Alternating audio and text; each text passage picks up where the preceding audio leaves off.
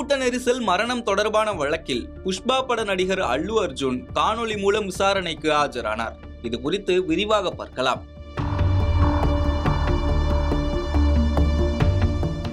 கடந்த 2024 டிசம்பர் 4ஆம் தேதி ஹைதராபாத்தில் உள்ள சந்தியா திரையரங்கில் புஷ்பா 2 படத்தின் பிரீமியர் காட்சி ஒளிபரப்பப்பட்டது.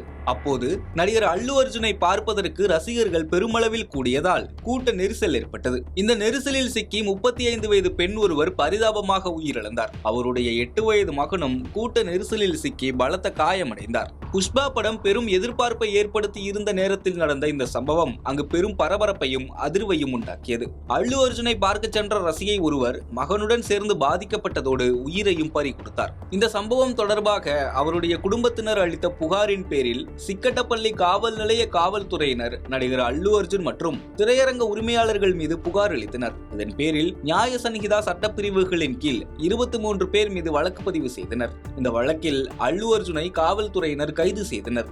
அதற்கு அடுத்த நாளே அவருக்கு ஜாமீன் வழங்கப்பட்டு அவர் வெளியே வந்தார். ஹைதராபாத் காவல்துறையினர் கடந்த 2025 டிசம்பரில் அல்லு அர்ஜுன் உட்பட 23 பேர் மீது நீதிமன்றத்தில் குற்றப்பத்திரிகை தாக்கல் செய்தனர். இதில் திரையரங்க உரிமையாளர்கள் மற்றும் மேலாளர்கள் உள்ளிட்டோர் முதல் 10 குற்றவாளிகளாகவும் அல்லு அர்ஜுன் 11வது குற்றவாளியாகவும் சேர்க்கப்பட்டார்.